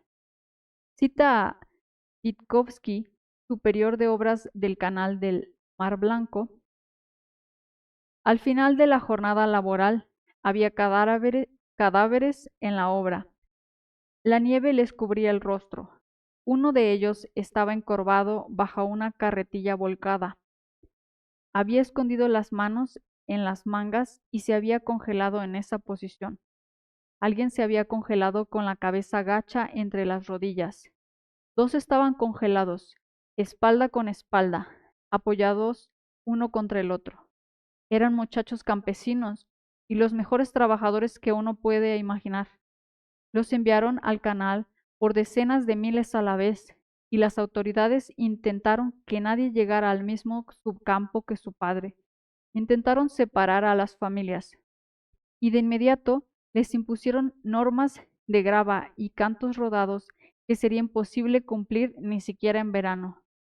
Nadie pudo enseñarles nada, advertirles, y en su sencillez de pueblo dedicaron todas sus fuerzas al trabajo y se debilitaron muy rápidamente y luego se congelaron, hasta la muerte, abrazándose de dos en dos. Por la noche, los trineos salían a recogerlos. Los conductores arrojaban los cadáveres sobre los trineos con un ruido sordo. Y en verano, los huesos que quedaban de los cadáveres que no se habían retirado a tiempo, junto con las tejas, acababan en la hormigonera. De esta manera, acabaron en el hormigón de la última esclusa de la ciudad de Belmorsk, y ahí se conservarán para siempre. 57. Quizás esta historia no sea más terrible que cualquiera de las muchas que podrían contarse sobre el comportamiento político humano en los últimos 100 años, salvo por un detalle nada trivial y posiblemente pasado por alto. Solzhenitsyn visitó el canal de Belomor en 1966, solo 3 décadas después de su finalización, y lo encontró abandonado, silencioso, sin uso. No había tráfico en el canal ni en las esclusas. No había ajetreo del personal de servicio. No se oían los silbatos de los barcos de vapor. Las compuertas de las esclusas permanecían cerradas. Era un hermoso y sereno día de junio. Entonces, ¿por qué? El jefe de la guardia explicó: es tan poco profundo que ni siquiera los submarinos pueden atravesarlo por sus propios medios. Hay que cargarlos en barcazas y solo entonces se pueden remolcar. 58. Dirigiéndose al espíritu del difunto Stalin, Solzhenitsyn exclama: ¿y qué hay de los cruceros? Oh tirano ermitaño, lunático nocturno, ¿en qué pesadilla se te ocurrió todo esto? ¿Y a dónde, maldito, te apresurabas? ¿Qué te ardía y te punzaba? ¿Fijar un plazo de 20 meses? ¿Por qué esos 250.000 hombres podrían haber sobrevivido? Bueno, los esperantistas te golpearon en la garganta, pero piensa en cuánto trabajo podrían haber hecho esos campesinos por ti. ¿Cuántas veces podrías haberlos incitado a atacar por la patria, por Stalin? Fue muy costoso, le dije al guardia. Pero se construyó muy rápido, me respondió con seguridad. Deberías estar ahí. Ese día pasé 8 horas en el canal. Durante ese tiempo había una barcaza autopropulsada que iba de Ovenets a Soroka y otra, idéntica en tipo, que iba de Soroka a Povenets. Sus números eran diferentes y solo por su número pude distinguirlas y estar seguro de que no era la misma que la de regreso, porque estaban cargados de forma idéntica, con los mismos troncos de pino que habían estado expuestos durante mucho tiempo y que no servían para nada más que leña. Y al comparar una carga con la otra, obtenemos 0 y 1/4 de millón para recordar. Referencia de Solzhenitsyn.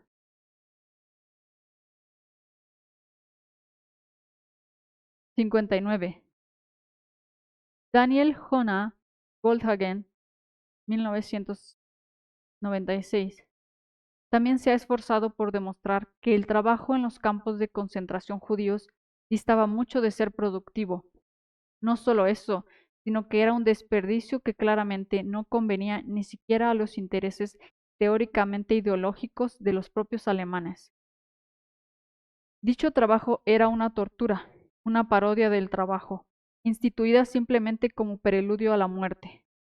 Los prisioneros de Buchenwald Llevaban sacos de sal húmeda de un lugar inútil a otro y luego de vuelta, simplemente para dedicarse a lo contrario de la actividad creativa, ese sello distintivo del individuo libre, y ser humillados por ello. Goldhagen afirma: el fenómeno del trabajo judío fue un triunfo de la política y la ideología sobre el egoísmo económico, no solo porque los alemanes asesinaron a trabajadores irreemplazables, sino también en el sentido más profundo de que, incluso cuando no los asesinaban los alemanes, debido a su antipatía racial, tenían grandes dificultades para emplear a los judíos racionalmente en la economía.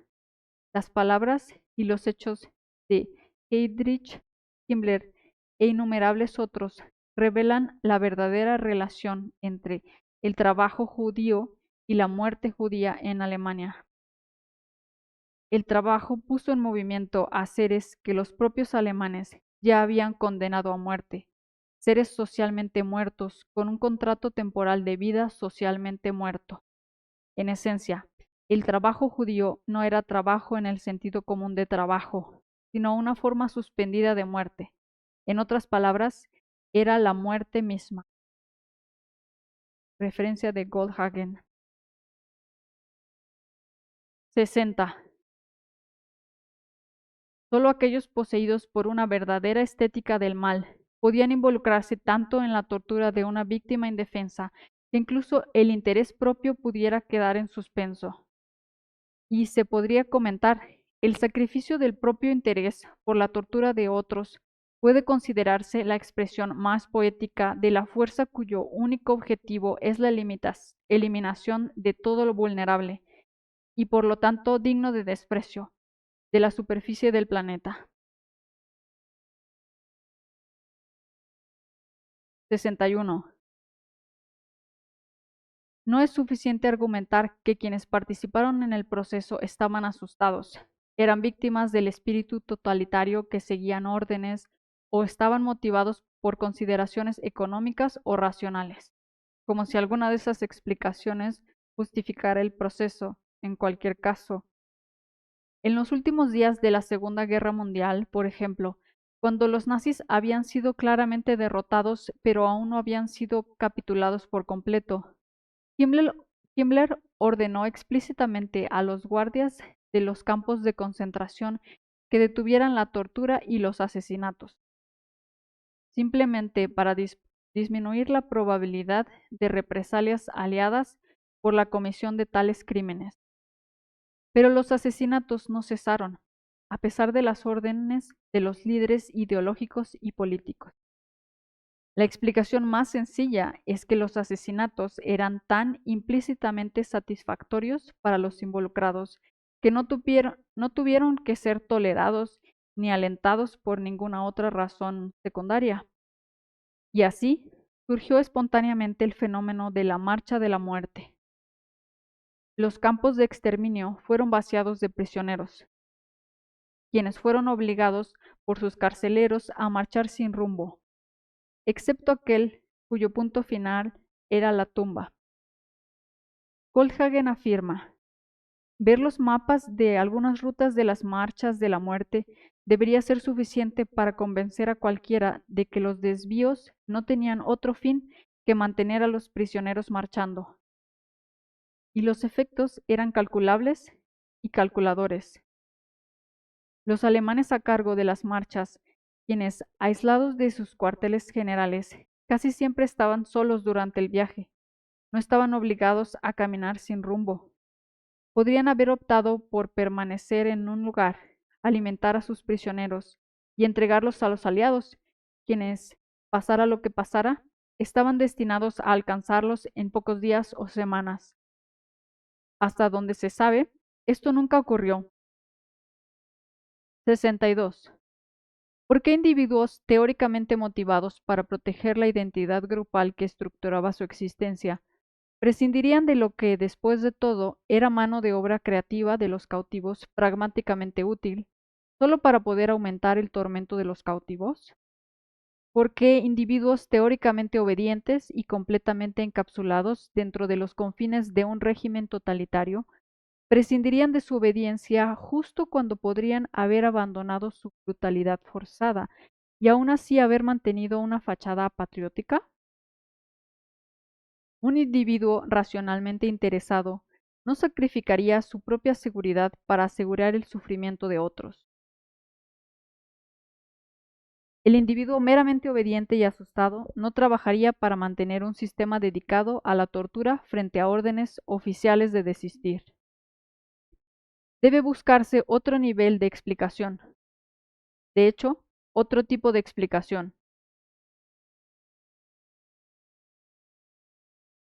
63. Trabajamos para mantener y ampliar los límites de las historias que regulan nuestra existencia social, nuestros objetivos individuales y nuestras emociones, y para ampliar los límites de las historias que encarnamos y representamos de forma abstracta. Estas historias tienen una integridad, al menos en principio, que les permite dar sentido a nuestro pasado y presente, y estructurar las acciones que nos llevan al futuro. Nuestras historias son verdaderas en la medida en que nos permiten utilizar la sabiduría que hemos generado en el curso de nuestra experiencia. Pero dicha sabiduría siempre es incompleta. Las transformaciones del presente invalidan el conocimiento estático del pasado y, en consecuencia, nos enfrentamos continuamente a la emergencia de lo inesperado. Ante información anómala que amenaza la estructura de nuestras historias, la estructura de nuestras propias identidades. Debemos necesariamente elegir entre dos respuestas. En el primer caso, admitimos nuestra eterna insuficiencia y extraemos la fuente de la anomalía emergente en busca de información redentora. Esto significa que debemos tolerar la ansiedad y la incertidumbre que necesariamente surgen cuando las estructuras que regulan nuestras emociones se desintegran, antes de su potencial restablecimiento. Este patrón, la transformación voluntaria de la historia simple, se ha conceptualizado de forma más simple como estado estable, ruptura, crisis y reparación, y parece ser fundamental para la estructura subyacente de la narrativa misma. Este mismo patrón parece subyacer en los rituales de iniciación y en las transformaciones de la teoría explícita. Estructurar los sistemas tradicionales de pensamiento, como el cristianismo o el budismo. Nuestras historias más profundas y dramas cautivadores se basan en el arquetipo de la transformación. Paraíso, encuentro con el caos, caída y redención. 64. Pero lo anómalo, aterrador y revolucionario no tiene por qué afrontarse de frente. Se puede evitar, no tanto reprimir, como dirían los freudianos, sino finalmente no explorar, o si se encarna en las acciones u opiniones de otro, suprimir violentamente, incluso eliminar, como si el desafío muriera con la muerte del mensajero. El segundo patrón de respuesta representa una incapacidad voluntaria para actualizar la estructura narrativa que guía la acción en curso, impulsada por el deseo de evitar el caos intermediario.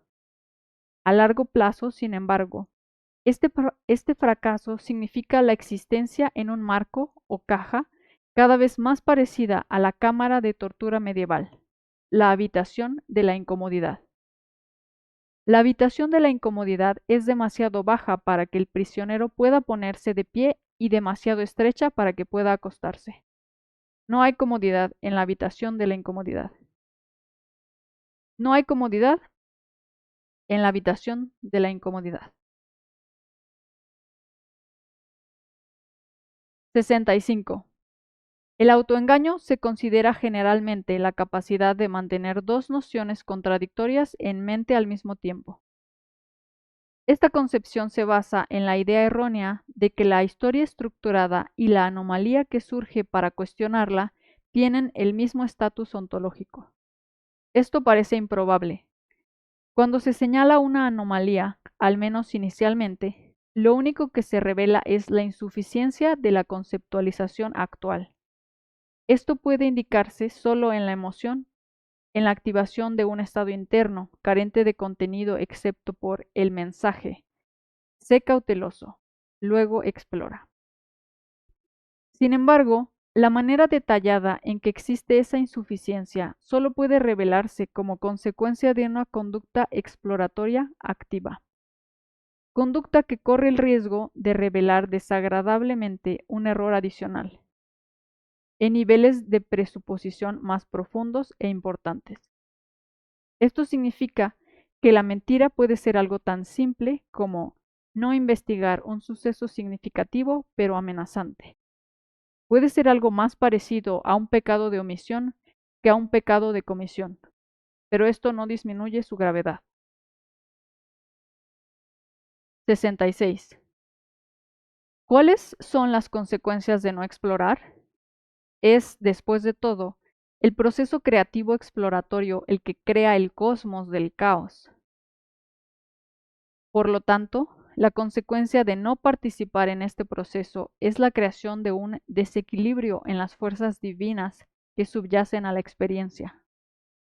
No explorar, por lo tanto, significa 1.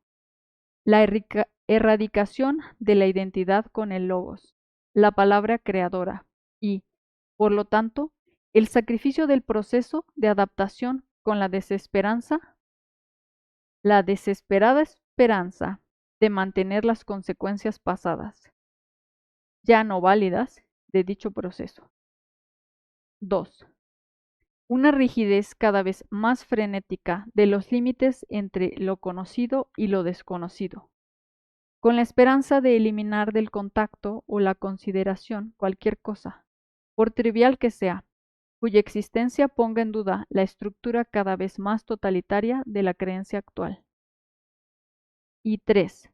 La generación de un pantano de potencial desestructurado alrededor del individuo ahora amurallado, desprovisto de recursos creativos y cada vez más amenazado por la reanimación autoinducida del terrible dragón del caos. El marabú dibuja un gran círculo en la tierra que representa el mundo. Coloca un escorpión, símbolo del hombre, dentro del círculo. El escorpión, creyendo haber alcanzado la libertad, comienza a correr alrededor del círculo, pero nunca intenta salir. Después de que el escorpión haya corrido varias veces alrededor del borde interior del círculo, el marabú baja su bastón y divide el círculo por la mitad. El escorpión se detiene unos segundos, luego comienza a correr cada vez más rápido, aparentemente buscando una salida, pero nunca la encuentra. Curiosamente, el escorpión no se atreve a cruzar la línea. Después de unos minutos, el marabú divide el semicírculo. El escorpión se vuelve frenético. Pronto el marabú crea un espacio no mayor que el cuerpo del escorpión. Este es el momento de la verdad. El escorpión, aturdido y desconcertado, se ve incapaz de moverse. Levanta su cola venenosa, gira rápidamente y gira en un verdadero frenesí. Gira, gira y gira hasta agotar todo su espíritu y energía. En completa desesperación, el escorpión se detiene, baja la punta venenosa de su cola y se pica hasta morir. Su tormento ha terminado. 67.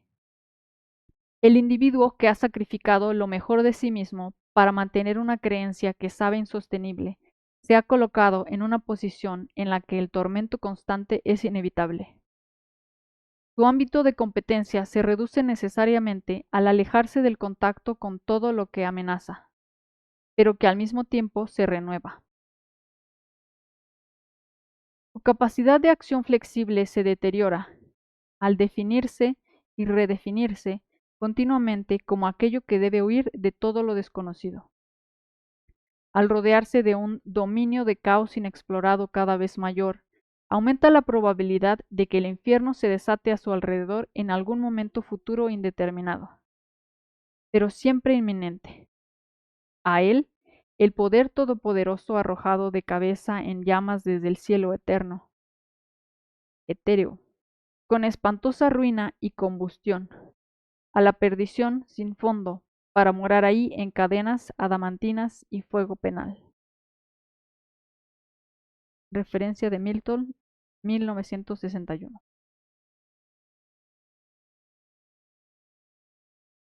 68.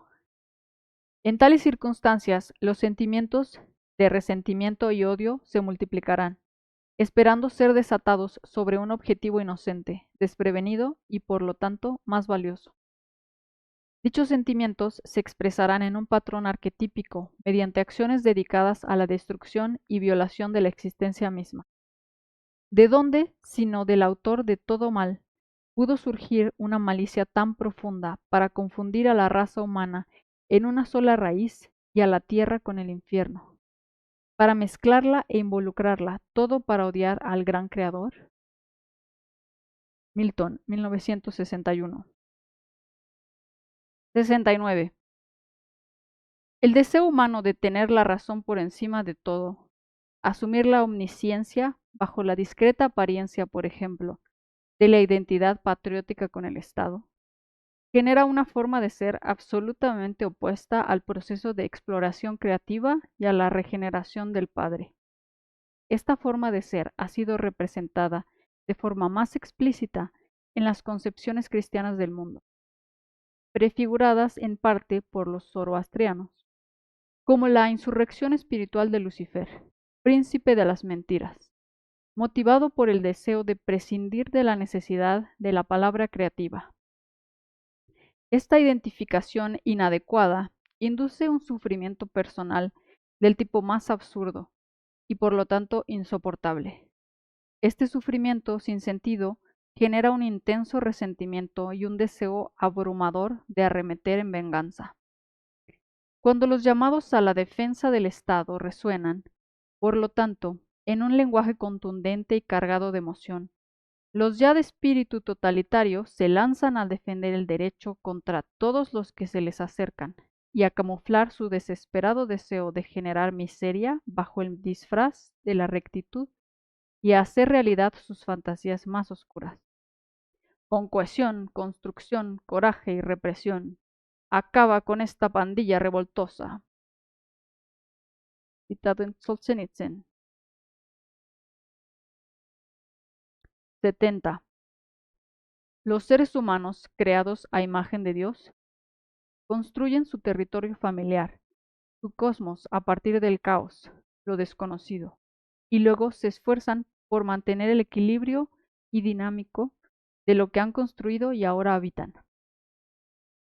La capacidad de participar en dicha actividad es la encarnación del Logos divino, la personificación de la palabra creativa y exploratoria, cuya actividad encuentra una representación dramática eterna en la figura del héroe, el Salvador que mata dragones.